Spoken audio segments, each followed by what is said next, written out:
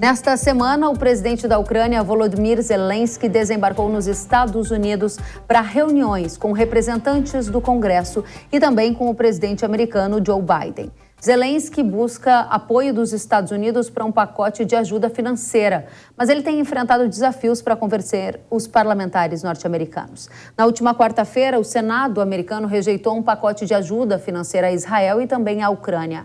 Embora a proposta do financiamento adicional tenha sido uma iniciativa da Casa Branca, a maioria democrata não votou com o governo e brecou o projeto, acendendo uma preocupação de que a cooperação pode estar com dias contados, ao menos no patamar ao qual Kiev se acostumou. Foi o que destacou numa reportagem também o jornal O Globo. Segundo a agência de notícias Reuters, o Senado americano deve votar a ajuda militar aos ucranianos na próxima semana. Biden tem feito apelos consecutivos aos parlamentares para que o pacote de ajuda seja aprovado.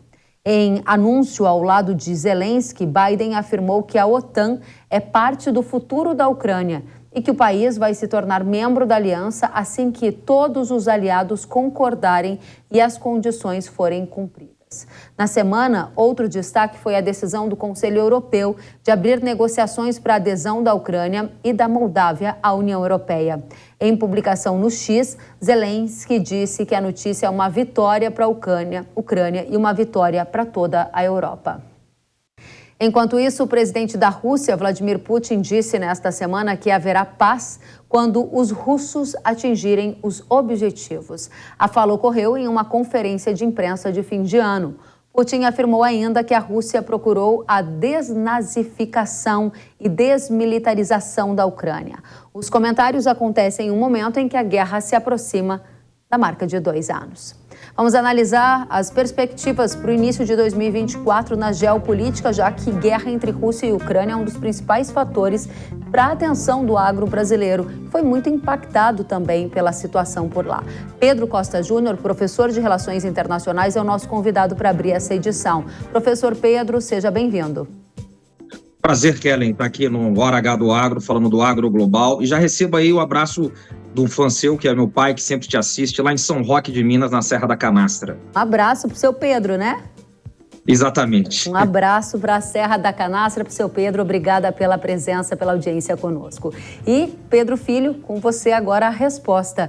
Geopolítica é o nosso foco. Não podemos deixar Putin vencer, disse o Biden na semana passada, enquanto ele pressionava o Congresso pelo novo pacote de ajuda financeira para a Ucrânia.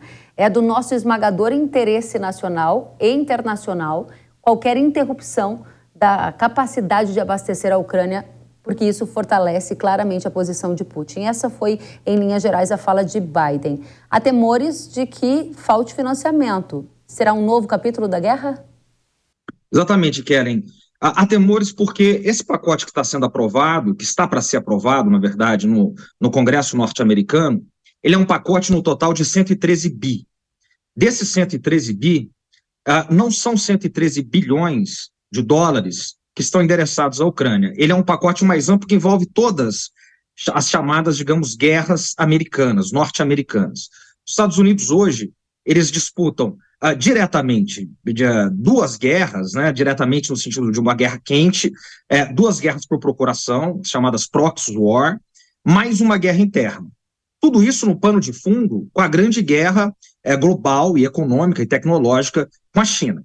Então, tem uma guerra contra a China, tem uma guerra na Ucrânia, que eles lutam indiretamente, e agora a guerra no Oriente Médio, contra Gaza, que também eles apoiam Israel. Mas, fora isso, eles ainda têm uma chamada guerra interna, que é a guerra contra a imigração, e que divide os republicanos e os democratas em grande parte de como lidar com essa guerra. Então, esses 113 bi, veja como eles se destinam. 63 bilhões está sendo pedido pelo Zelensky aí, para ajudar nessa guerra contra a Ucrânia. Não são 113 bilhões. 40 bilhões vai para a chamada guerra interna, é a guerra contra a imigração. Por quê? Porque os republicanos, liderados por Donald Trump, dizem o seguinte: a prioridade dos Estados Unidos é voltar para dentro, é preocupar com os interesses internos. Nós estamos dando muito dinheiro para fora, estamos esquecendo dos interesses norte-americanos. Então vamos investir isso aqui na guerra contra a imigração. Então, para ser aprovado esse 63 bi, tem que ser aprovado mais 40 bi nessa guerra contra a imigração e mais 10 bi que vão para a guerra de Israel contra Gaza. Então, aí dá o pacote de 113 bi. Então, para o Zelensky, precisa passar esses 113 bi para ir 63 bi para o Zelensky. E o que o Zelensky conseguiu até agora? Ele conseguiu 200 milhões de dólares. Ele quer 63 bilhões e conseguiu meros 200 milhões, o que em termos de guerra isso é dinheiro de pinga. Não dá para nada. Então a situação dele é desesperadora e o Senado está dividido, o Congresso está dividido. Por quê? Porque, e eu fecho aqui, os republicanos, eles não querem continuar a guerra. Donald Trump disse que se for eleito, no outro dia, ele acaba com a guerra na Ucrânia, porque não tem interesse dos Estados Unidos patrocinarem essa guerra.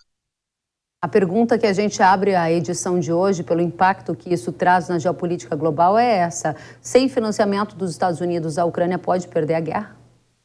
Sem dúvida nenhuma, né? A Ucrânia mesmo não tem recursos para combater essa guerra com a Rússia. Não é uma guerra entre Ucrânia e Rússia, é uma guerra da OTAN, de todos os países do Tratado do Atlântico Norte, contra a Rússia, que se dá na Ucrânia. Então, tem ajuda americana, norte-americana, e tem ajuda dos países europeus, da Europa Ocidental, sobretudo. Outro problema, a União Europeia aprovou, a OTAN e a União Europeia aprovaram um pacote também de 50 bi para poder financiar a Ucrânia agora.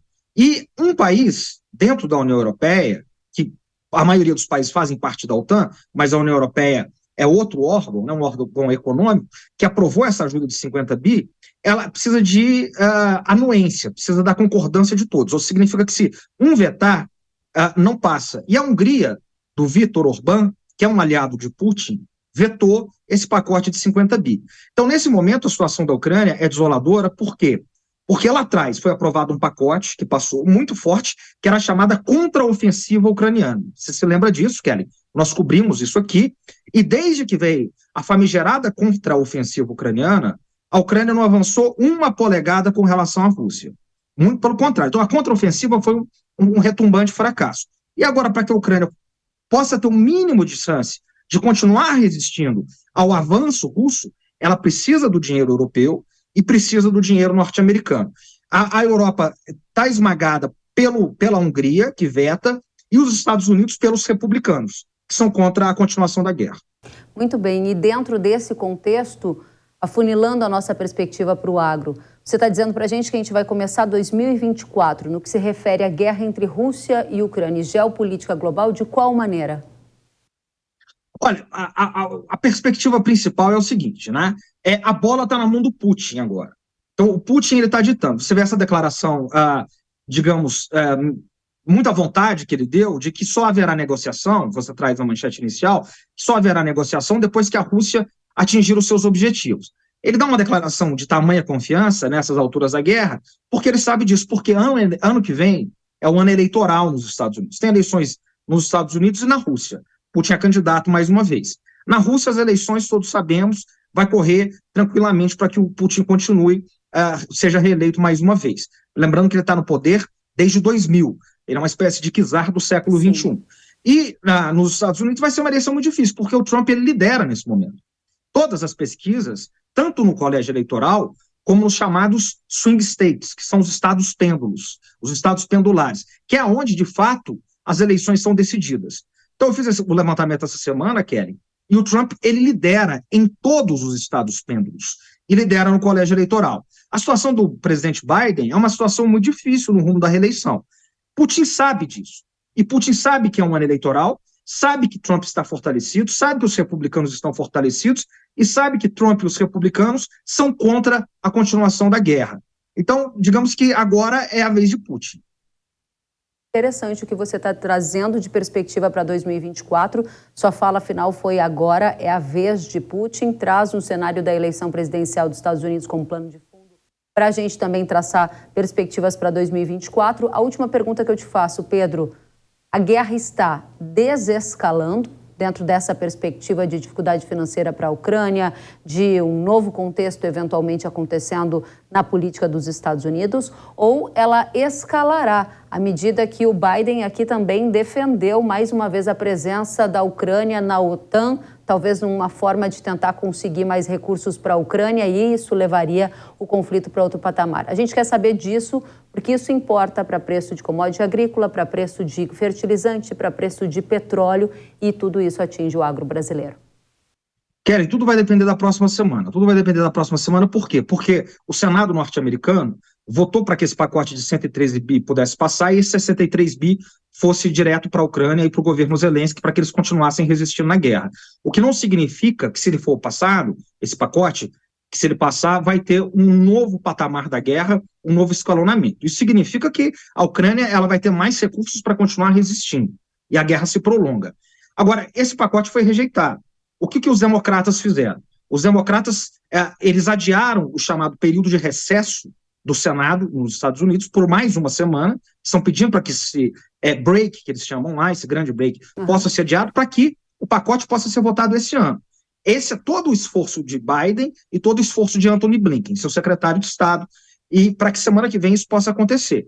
O líder do Senado, dos republicanos no Senado, já disse que não vai se submeter para que possa ser adiado esse break, que só vai ser votado, portanto, ano que vem. De qualquer maneira, as coisas tendem a ser decididas só mais para frente, então a guerra ela vai continuar. Se esse pacote for aprovado, ele não significa que a guerra se escala, e se ele não for aprovado, o que também tem proporções muito difíceis, né, isso vai deixar o Zelensky e a Ucrânia numa posição muito vulnerável.